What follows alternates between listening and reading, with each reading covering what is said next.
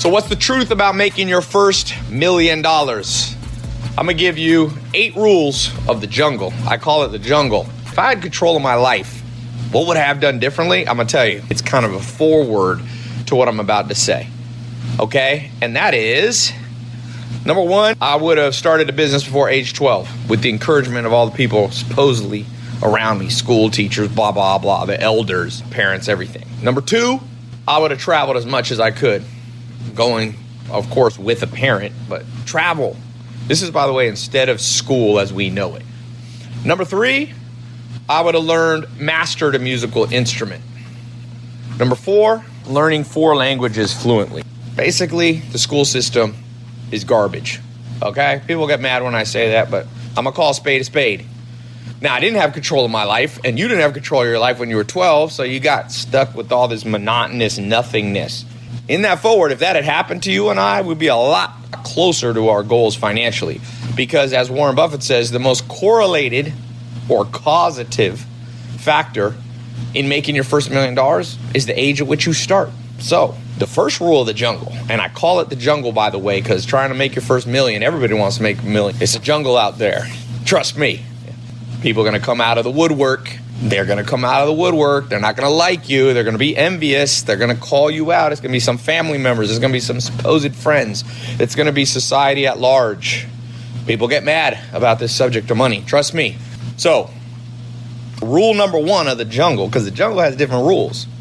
Trying to make a first $1 million is different than trying to just lock yourself into a 9-to-5 job like most of society. Let me just give you this analogy of the jungle. Here's you today in my right hand.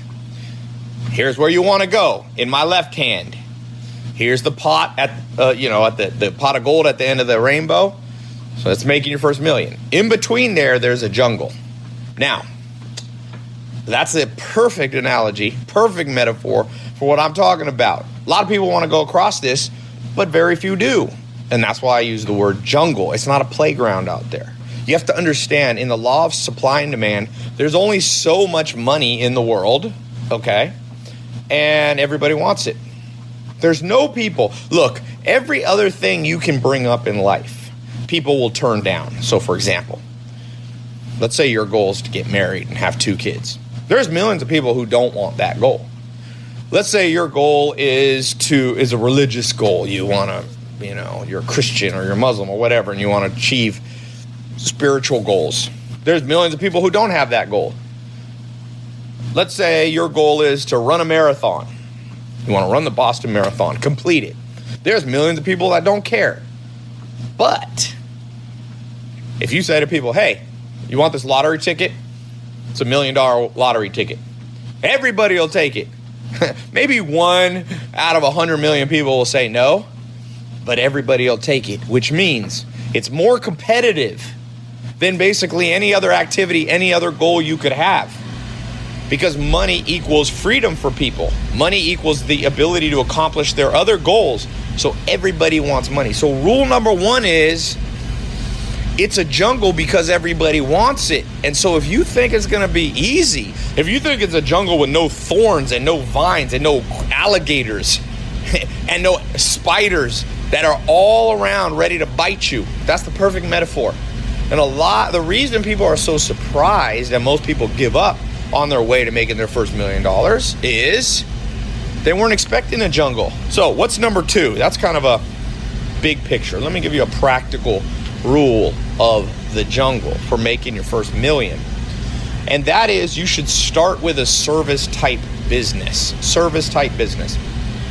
You need to pick well what you do.